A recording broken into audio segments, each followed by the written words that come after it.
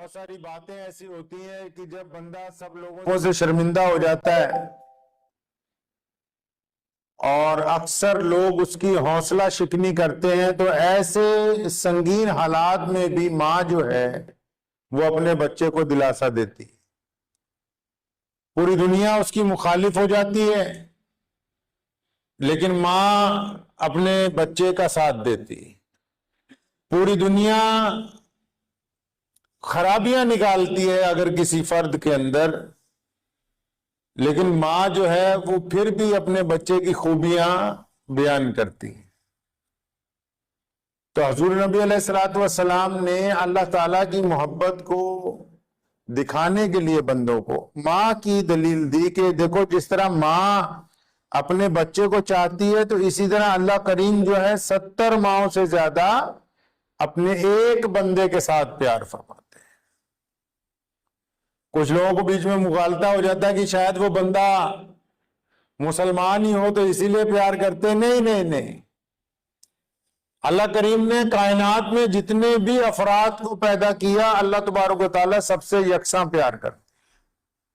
قرآن پاک میں اللہ تبارک و تعالیٰ کی صفات بیان کرتے ہوئے جب کہا گیا الحمدللہ رب العالمین، تو کہا کہ تمام تعریفیں اس کے لیے ہیں، اس کے لیے نہیں جو رب ہے، اس کے لیے نہیں جو طاقتور ہے۔ پہلے کہا گیا کہ تمام تعریفیں اس ذات کے لیے ہیں جو سارے جگ کا پالنہار ہے۔ لفظ پالنہار کو استعمال کیا گیا تاکہ یہ بتایا جا سکے پوری دنیا کے لوگوں کو کہ اللہ کریم کی جب رحمتوں کا نزول ہوتا ہے تو سب پر یکساں طور پر ہوتا ہے۔ اب کتنے لوگ ان کو وصول پاتے ہیں کتنے نہیں، یہ ان کے اعمال کے لحاظ سے ہے۔ کتنے لوگ جھولی پھیلا کے اللہ تبارک و تعالیٰ کی رحمت کو سمیٹ لیں، کتنوں کو توفیق نہ ہو کہ وہ اللہ تعالیٰ کے حضور سربسجود ہوں۔ کتنے ایسے ہیں جو اپنے اعمال کی خوبی کی وجہ سے اللہ کا قرب حاصل کر لیتے ہیں، اور کتنے ایسے ہیں جو دروازے تک آئی ہوئی نعمتوں کو ٹھکرا دیتے ہیں۔ ہمارے ہاں ایک رواج چلا ہے کہ لوگ ایک دوسرے کو ڈراتے بہت ہیں۔ میں نے یہ رواج مسجدوں میں بھی دیکھا، کئی جگہ جمعے کی تقریروں میں بھی سنا۔ میں دہلی گیا تو میں نے وہاں ایک امام صاحب کو تقریر کرتے ہوئے دیکھا کہ وہ ڈرا بہت رہے تھے لوگوں کو۔ اسلام نے اس وتیرے کا بھی انکار کیا ہے۔ پیارے نبی حضرت محمد رسول اللہ صلی اللہ علیہ وسلم نے جو ہمیں تعلیم دی ہے وہ لوگوں کو ڈرانے کی نہیں دی، لوگوں کی حوصلہ شکنی کرنے کی تعلیم نہیں دی ہے۔ اگر کوئی بندہ 5 وقت نماز پڑھتا ہے اور وہ اپنے پڑوسی کو خوفزدہ کرنا چاہتا ہے، یا اگر اس کا کوئی بھائی بیمار ہے اس کو اس بیماری کی وجہ سے اور خوفزدہ کر رہا ہے، یا کوئی اس کا عزیز و اقارب کاروبار میں نقصان کی وجہ سے پریشان ہے اور اس کو اور مزید ڈرا رہا ہے، تو شریعت نے اسے حرام قرار دیا۔ اسلام نے کہا کہ ہم نے مسلمانوں کو جو دین دیا ہے یہ لوگوں کو حوصلہ دینے کے لیے دیا ہے۔ سیدنا بلال رضی اللہ تعالیٰ نے چکی پیس رہے، بخار چڑھا ہوا ہے، بیمار ہیں تو اور تنگ دست ہیں، غلام ہیں۔ محمد رسول اللہ وہاں سے گزرے، یہ بھی نہیں پتا کہ ان کا نام بلال ہے، یہ بھی نہیں پتا کہ یہ کس کے غلام ہے، بس اتنا پتا ہے کہ یہ غلام ہونے کی وجہ سے اس پر تشدد ہو رہا ہے، اور لوگ گزرتے تو کہتے تھے تیرے ساتھ برا ہو رہا ہے۔ محمد رسول اللہ گزرے تو رک کے نہ صرف یہ کہا کہ تمہارے ساتھ زیادتی ہو رہی، بلکہ یوں فرمایا کہ میں تمہارا ساتھ دوں گا، تم آرام کرو، تمہاری جگہ ہم چکی چلا دیں گے۔ قبیلہ بنو سلیم کے ایک آدمی کا جب حق مار لیا ابو جہل نے، عتبہ نے، امیہ نے، ولید نے اس بندے کو ڈرایا کہ ابو جہل سے تمہارے پیسے کوئی نہیں دلوا سکتا ہے، کہ ابو جہل مکے کا گورنر ہے، بہت بڑا گنڈا ہے، اور اس سے تمہارے پیسے کوئی نہیں دلوا سکتا۔ اس نے اپنے اونٹ ابو جہل کو بیچے تھے، اور جس نے بیچے وہ مسلمان نہیں ہے، اس کا دین سے کوئی تعلق نہیں ہے، لیکن وہ پردیسی ہے، گھبرا گیا ہے۔ محمد رسول اللہ صلی اللہ علیہ وسلم سے جب اس کا سامنا ہوا، میرے آقا نے پہلا لفظ اس کو یہ کہا کہ تم مجھے پردیسی لگتے ہو، پریشان لگتے ہو، چلو ہم پہلے تمہیں کھانا وانا کھلائیں گے۔ اس نے کہا نہیں، میرے تو پیسے مار لیے۔ ابو جہل نے فرمایا گھبراتے کیوں، ہم دلوائیں گے تمہارے پیسے۔ شریعت نے یہ تعلیم دی ہے مسلمانوں کو کہ ہم لوگوں کی حوصلہ شکنی کرنے کے لیے نہیں آئے ہیں۔ لوگ ڈرا رہے ہیں دوسروں کو. میں ایک جگہ گیا یہاں خطولی میں، ایک صاحب ہمارے حکیم صاحب تھے، ان کا انتقال ہو گیا، تو تعزیت کے لیے ان کی مسجد میں نماز پڑھی تو 5-7 احادیث اور اس کے علاوہ انہوں نے اپنے پاس سے 3-4 نصیحتوں کی باتیں کی. نماز نہیں پڑھیں گے تو یہ ہو جائے گا تمہارا، وہ ہو جائے گا، اتنی خوف زدہ باتیں اور لکھ رکھی نوٹس بورڈ کے اوپر. تو میں نے انہیں کہا کہ اللہ کے بندو، اللہ تبارک و تعالیٰ تو بذات خود قرآن پاک میں ما غرک بربک الکریم بار بار کہتے ہیں کہ اے میرے پیارے بندے کو، اور اس بندے کو اللہ تعالیٰ پیارا کہہ رہے ہیں جو بندہ گنہگار ہے، جو بد کردار ہے.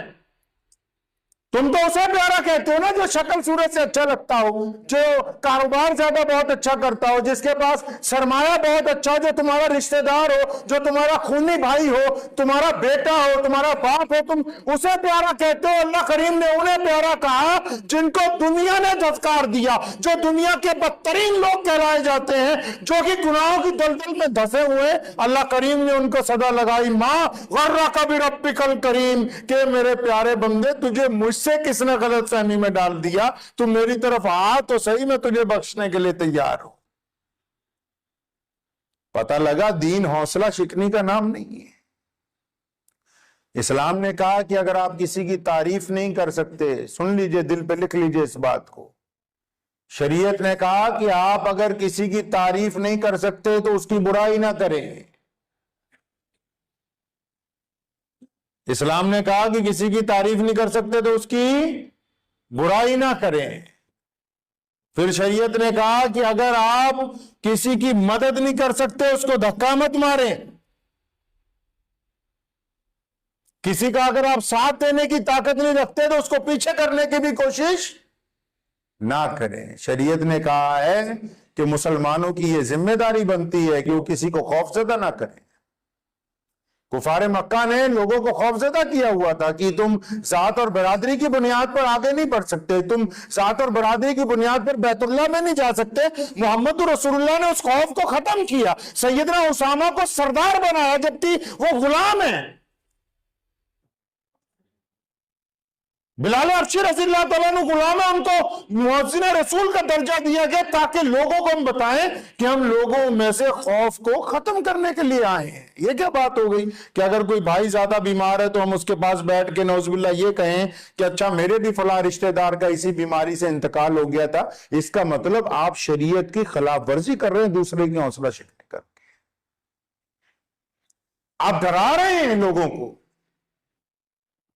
اگر کوئی بندہ تحریک چلا رہا ہے، کوئی کچھ کر رہا ہے انسانوں کی بھلائی کے لیے، کوئی بندہ موومنٹ چلا رہا ہے اور ہم اس کا ساتھ دینے کی بجائے الٹا بیٹھ کر اس کی مخالفت کریں کہ نہیں جی نہیں یہ تو بہت غلط ہو گیا، تو اس کا مطلب آپ ان لوگوں میں سے ہیں جو نیک لوگوں کی تردید کرتے ہیں، آپ ان کا ساتھ نہیں دیتے ہیں.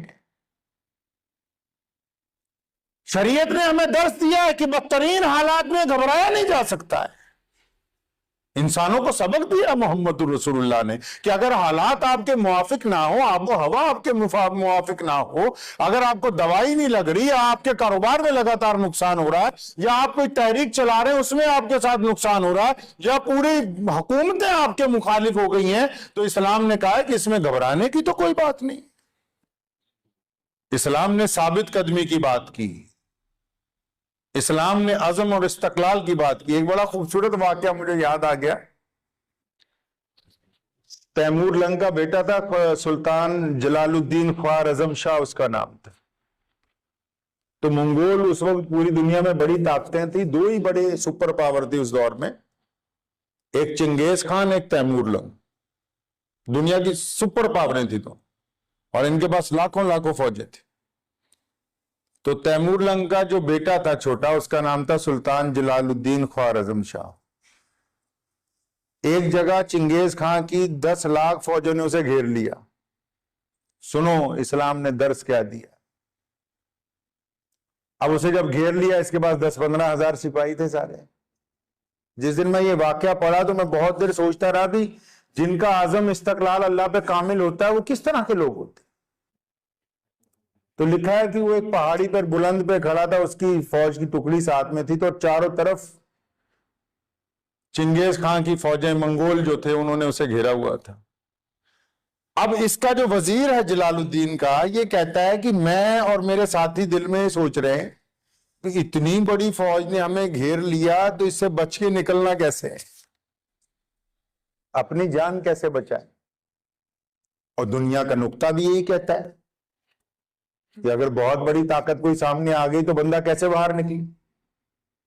تو وزیر کہتا ہے کہ میں اور میرے ساتھی وزیر اور جرنیل یہ سوچ رہے ہیں کہ یہ اتنی بڑی فوج ہمارے سامنے کھڑی منگولوں کی، ان سے کیسے ہماری جان بچے گی، ہم یہاں سے نکلیں گے کیسے، ہم تو 10-15 ہزار ہیں، یہ کئی لاکھ ہیں۔ تو کہتا ہے کہ وہ جو سلطان تھا جلال الدین، وہ ہم سے بھی ذرا ایک چوٹی اور اوپر کھڑا ادھر دیکھ رہا تھا دشمن کی طرف۔ تو ہم سب نے مشورہ کیا چلے سلطان سے پوچھیں کیا کرنا ہے۔ تو ہم سلطان کے پاس سوچے اور پہنچے، اور ہم نے یہ سوچا بھی سلطان اب ہمیں رائے دے گا بھی کس طرف سے نکلا جا سکتا ہے، کیا کیا جا سکتا ہے۔ کہ ابھی ہم بولنے لگے تو سلطان نے وزیر کے کندھے پہ ہاتھ رکھے گا، عبد الرحمن ادھر آ، یار میں بہت دیر سے ان کو فوجوں کو دیکھ رہا ہوں اور میں یہ سوچ رہا ہوں کہ جلال الدین جب میں ان کو ہرا دوں گا تو اتنے جنازے دفناؤں گا کہاں میں؟ وہ یہ اتنے لاکھ جو سامنے میرے کھڑے ہیں، میں نے ان کو ہرانا ہے، وہ اتنے لوگ ہلاک ہو جائیں گے، ان کا قبرستان ہی بہت بڑا بن جائے گا، اتنی جگہ کہاں سے لاؤں گا میں؟ وزیر کہتا ہے میرے پیر کے نیچے سے زمین نکل گئی اور مجھے یقین ہو گیا کہ میں جس بادشاہ کی رہنمائی کے اندر جنگ کرنے کے لیے آیا ہوں، اس کی تاریخ میں شکست نام کی کوئی چیز نہیں لکھی۔ چنگیز خان نے کہا تھا جنگ میں ہارنے کے بعد کہ اگر جلال الدین میرا بیٹا ہوتا تو میں پوری دنیا کو 2 بار فتح کرتا۔ اٹھائیے تاریخ پڑھی۔ اسلام نے تعلیم دی ہے انسانوں کو کہ لوگوں کو ڈرائے نہیں، ہم لوگوں نے تو کام پکڑ لیا لوگوں کو ڈرانے کا۔ مسجدوں میں ڈرا رہے ہیں، محلوں میں ڈرا رہے ہیں، بازاروں میں ڈرا رہے ہیں، کوئی بھی مل رہا اگلے کو خوف زدہ کر رہے، مشورہ ہی صحیح نہیں دے رہے۔ کوئی آپ سے مشورہ لینے آتا ہے بھائی میرا فلاں کام ہو جائے گا، نہیں نہیں نہیں، یہ کام نہیں ہو سکتا، یہ ایسا نہیں ہوگا بھائی۔ پڑوسی کو ڈرا رہے ہیں کہ تو فلاں کام کر رہا ہے تو تجھے یہ جرمانہ لگ جائے گا، فلاں کام کر رہا ہے یہ جرمانہ۔ اسلام نے ڈرانے کی تعلیم تو نہیں دی انسانوں کو۔ اللہ کریم نے اپنے بندوں کو ڈرایا تو نہیں، کہیں اپنی مثال دی۔ اللہ نے فرمایا میری رحمت جو ہے میری تمام باتوں کے اوپر غالب ہے، اور فرمایا ہم نے اپنی جو محبتیں ہیں ان میں سے ایک حصہ صرف ماں کو دیا ہے، اور تم دلیل دیتے پھرتے ہو دیکھو ماں کتنی محبت کرتی ہے۔ اس لیے فرمایا کہ ہم اپنے بندے کو 70 ماہوں سے زیادہ پیار کرتے ہیں۔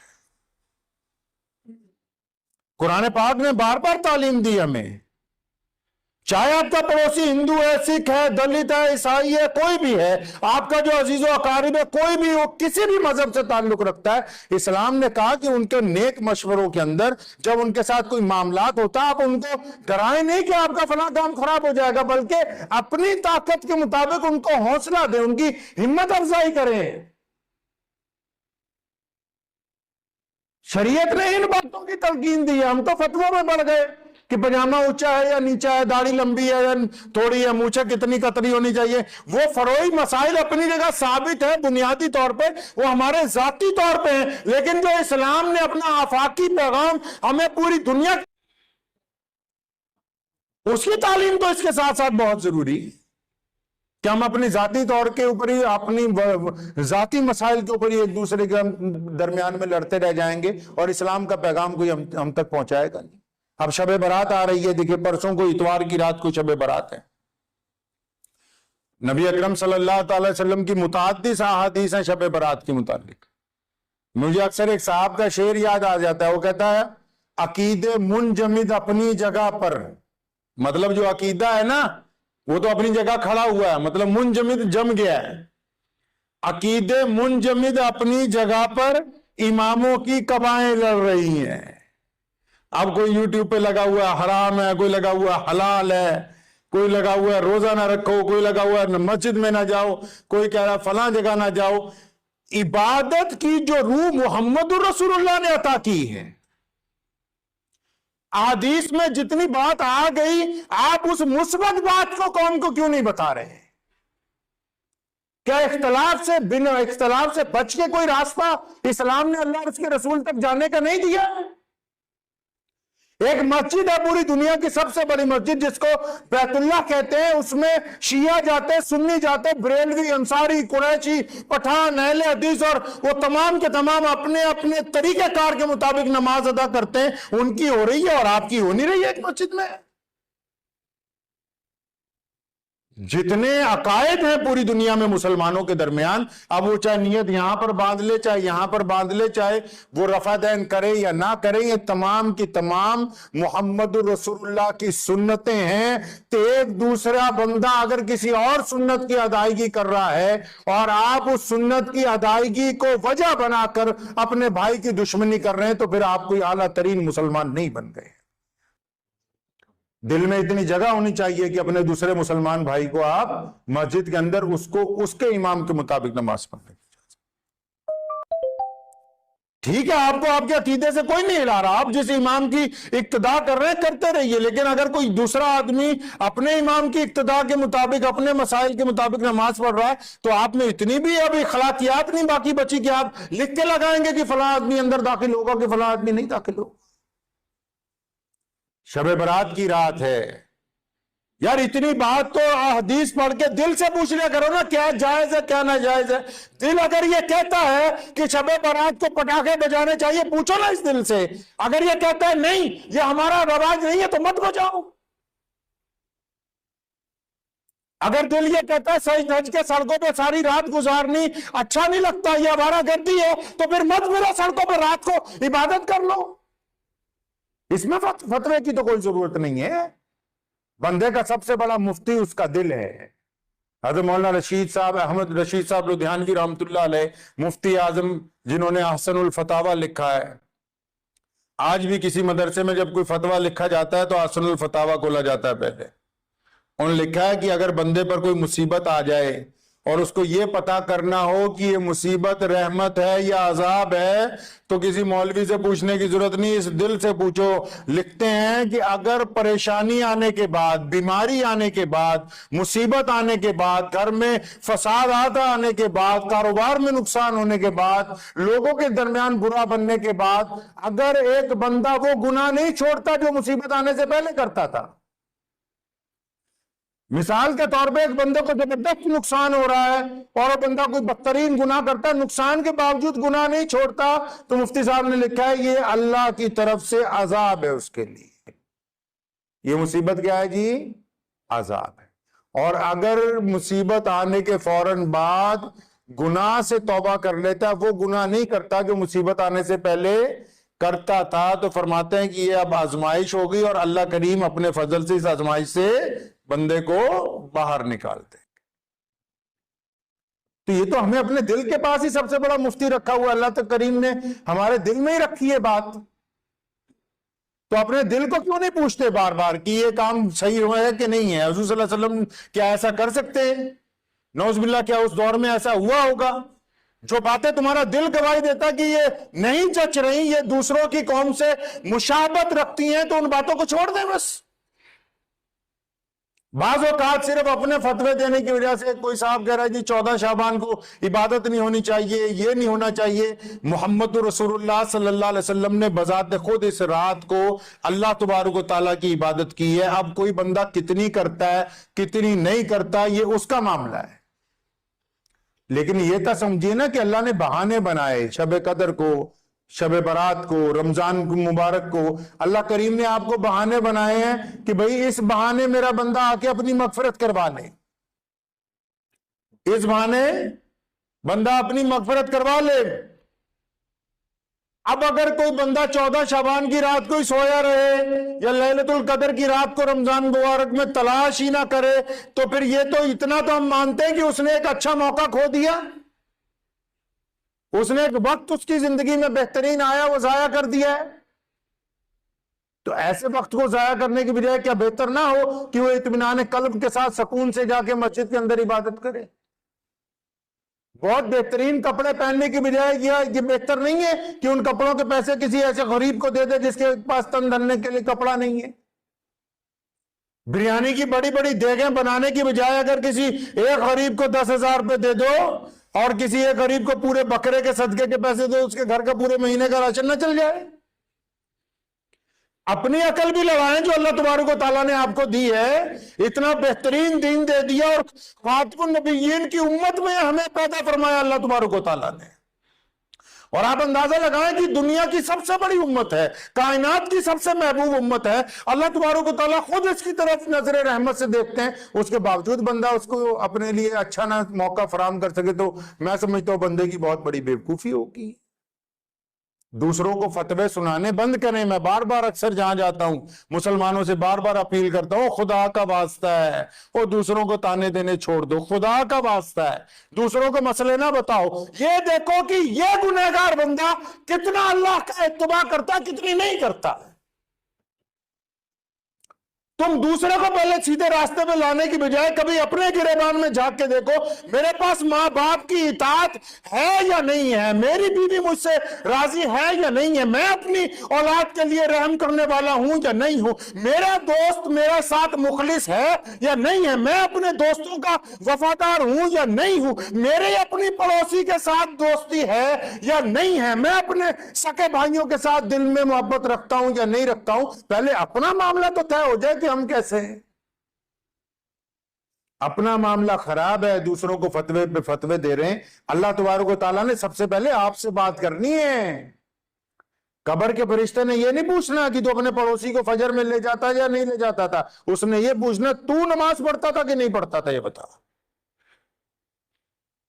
पहला सवाल आपसे होगा। और भाई बेइंतहा लोग ऐसे हैं, लोगों को डराने में लगे हुए हैं कि ये नहीं करोगे ये हो जाएगा, ये नहीं करोगे वो हो जाएगा। शरीयत ने इस जुज का खात्मा किया है कायनात में। कायनात में था क्या मोहम्मद रसूलुल्लाह सल्लल्लाहु अलैहि वसल्लम से पहले, सिवाय लोगों के डराने के और काम क्या हुआ है दुनिया में। और आज भी जिनकी आजादारी है, आज भी कायनात में जो बड़ी बड़ी पावरें हैं, वो लोगों को अपने मिजाज के मुताबिक चलाना चाहती है। तो क्या हम भी वैसे ही बन जाए? नहीं, हमें मोहम्मद रसूलुल्लाह सल्लल्लाहु अलैहि वसल्लम ने बेहतरीन इखलाक की तालीम दी है, बेहतरीन इखलाक की तालीम दी है। ये हुजूर अकरम सल्लल्लाहु अलैहि वसल्लम ही तो जिन्होंने डरने का कोई दर्स उम्मत को नहीं दिया है। जब मदीना मुनव्वरा तशरीफ लाए, अभी थोड़ा ही अरसा गुजरा है, ना माल है, ना दौलत है, ना इक्तदार है। मदीने के यहूदी हुजूर सल्लल्लाहु अलैहि वसल्लम के मुखालिफ हैं। वहां पर सहाबा इकराम के पास कोई ज्यादा वसाइल नहीं है, कारोबार अभी ज्यादा शुरू नहीं हुए हैं, कहत साली है। उस दौरान भी जब मक्के के गवर्नर ने, अबू जहल ने, उतबा ने, वलीद ने, अबू लहब ने जब धमकी दी ना कि हम मुसलमानों को खत्म करने के लिए आ रहे हैं बदर की तरफ, मोहम्मद रसूलुल्लाह दुश्मन से भी 2 दिन पहले मैदान बदर के अंदर पहुंच गए। पूरी कायनात को दर्स दिया है कि इंसान इंसानों को डराए नहीं, इंसान इंसानों को खौफजदा ना करें। जो लोग अपने रिश्तेदारों को डराते हैं, भाई बहनों को डराते हैं, पड़ोसियों को डराते हैं, याद रखें जो इबादत गुजार बंदा अपने अजीजों अकारिब को, चाहे वो मुसलमान है चाहे वो गैर मुस्लिम है पड़ोसी, अगर जानबूझ के उनको डराता है, उनको खौफजदा करता है, तो ऐसे बंदे की इबादत कबूल नहीं हो सकती। शब बारात की रात आ रही है, तौबा करने का बड़ा पुरहसीन पुरखलूस मौका है। ऐसे मौके कम आते हैं कि अल्लाह तबारक व तआला बजाते खुद जिस दिन आवाज दे के हमारी तरफ हाथ बढ़ा रहे हो कि आ जाओ। अक्सर हम लोग, मैं जलसों में जाता हूं तो मगफिरत की, अपनी और अपने साथियों की मगफिरत की दुआएं मंगवाता हूं। एक साहब मुझे कहने लगे कि ये क्या बात हुई, आप यही कहने लग पड़ते, अल्लाह हमारी जितने लोग यहाँ बैठे हम सबकी मगफिरत फरमा। मैं कहा मरने के बाद पता नहीं कोई मगफिरत की दुआ करे ना करे, जब अल्लाह ने तुम्हें हिम्मत दी है तुम तो कर लो अपने लिए। खुद तो बजाते खुद अपने लिए कुछ कीजिए।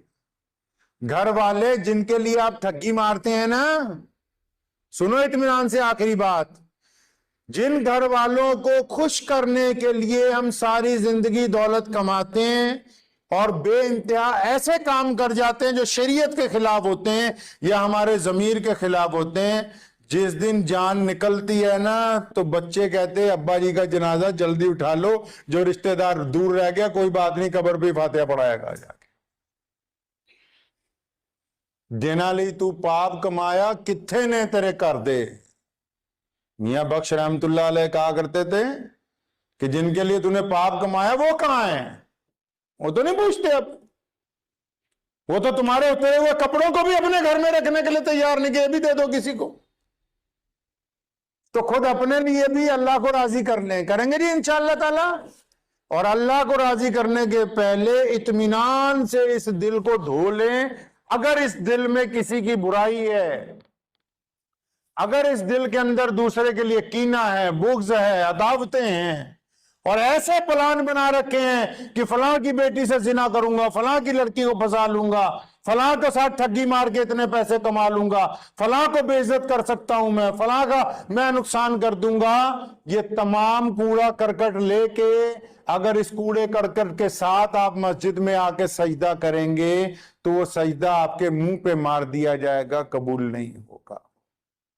غلط فہمی میں نہ رہیں، غلط فہمی میں نہ رہیں. جس طرح وضو کرتے ہیں اس طرح اندر کا وضو کرنا بھی ضروری ہے، اور اندر کا وضو توبہ سے ہوگا، استغفار سے ہوگا، اور دل کو پاک کرنے سے ہوگا. تو دعا بھی کریں کہ اللہ تبارک و تعالیٰ یہ جو شب برات آنے والی ہے اتوار کی رات کو، اول جو نفل عبادت ہوتی ہے وہ افضل ہوتی ہے گھر میں.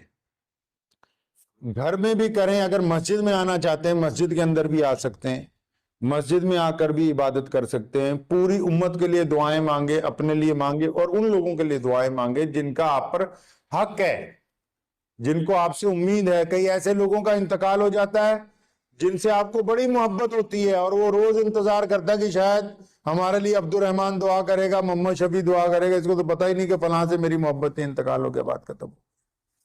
ان لوگوں کے لیے دعائیں کریں جن کا آپ پر حق ہے، جو منتظر ہیں اپنی قبروں میں کہ شاید وہ فلاں میرا دوست سارا دن میرے ساتھ پھرتا تھا، فلاں میرا وہ یار، ہم نے فلاں فلاں کام اکٹھے کیے تھے. ماں باپ منتظر ہیں کہ ہماری اولاد جن کو ہم نے اپنا خون پلا کے بڑا کیا. پڑوسی منتظر ہیں کہ جن سے محبتیں رہیں. جو لوگ دنیا سے جا چکے ہیں یاد کر کر کے ایک ایک کا نام لے کے ان کی مغفرت کی دعائیں کریں. یہ ان کا آپ کے اوپر حق ہے.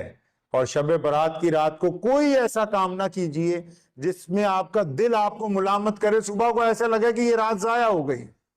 چاہے وہ سڑکوں پر آوارہ گردی ہے، چاہے وہ پٹاخے چلانے ہیں، چاہے وہ سارا دن باہر بیٹھ کے رات کو ساری رات اس دن چائے پیتے رہیں، خرافات کرتے رہیں، چگلیاں کرتے رہیں. کوئی ایسا کام نہ کیجئے کہ صبح کو آپ کا دل کہے کہ عثمان یار رات ضائع ہو گئی، یہ ہاتھ سے نکل گئی، کوئی فائدہ نہیں اس کا. تو شب برات کی رات کو کوشش کریں کہ اللہ تبارک و تعالی ہم سب کو اس کے اوپر صحیح معنی میں عمل کرنے کی توفیق عطا فرمائے.